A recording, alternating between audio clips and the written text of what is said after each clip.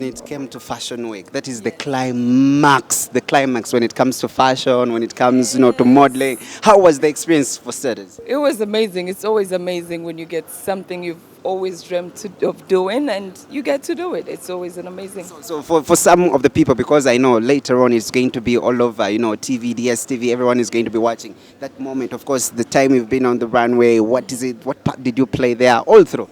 I was a model. I was working during Fashion Week. I worked for Made in Africa. I worked for a designer from Mozambique and a designer from South Africa. And then later I worked for a designer that is in New York. He's called Mark Bowie. Yes, and it's an amazing experience.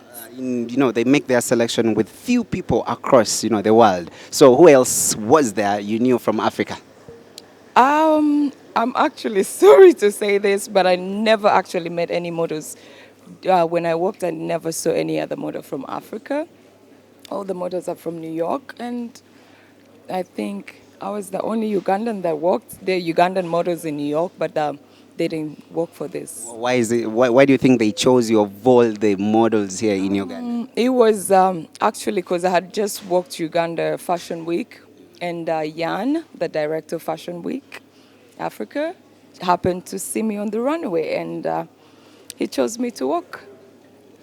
And I should say now, this is the climax. Is there any other thing that you're hoping, any runway you feel like I want to be on that one there? Because this is the climax of fashion. No, really. I've always dreamt to be a model. This is what I always wanted to do. But my heart started changing. I want to focus on helping the rape and sexual assault survivors. So that's where my heart is focused more.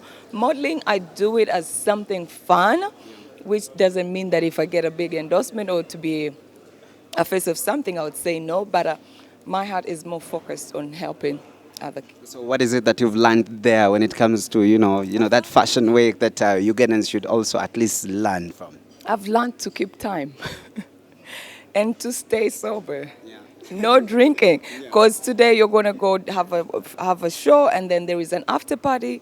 So when you go to this after party, you have to be sure you don't drink, because the next day they need you. So I've learned to stay sober. No alcohol, no drugs, no nothing.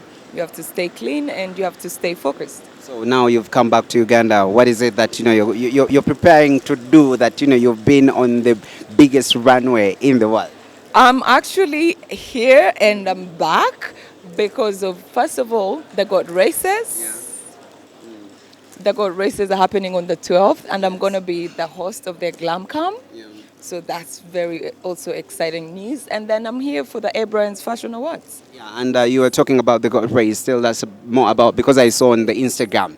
Yes, I'm going to be the host of the Glam Camp. So all the kings and queens, all the slay kings, I hate to call them slay kings because they're kings and queens, should expect me to judge how they look, and I'm going to be checking their shoes.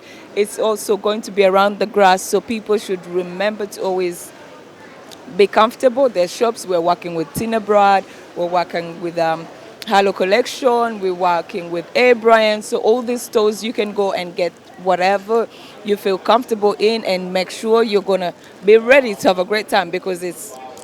So when should people watch this thing on air, when you are on the runway? When I'm on the runway? Yeah. Did they tell you the time and when it's going to be airing on TV? It's airing everywhere. Yeah. It's been airing since it happened. New York Fashion Week is done, so now they're on to Paris. Right now, I think they just finished Paris. But I think I shared a few videos. I shared all the videos, and I think your man is very, very proud of you. I'm very proud of myself, first of all, because I've always been someone that everyone puts down, and of course, because of people always put me down because of my age, and I'm like, oh my God, I'm doing it at this age. Why not believe in yourself? Thank you very much. We're still with you.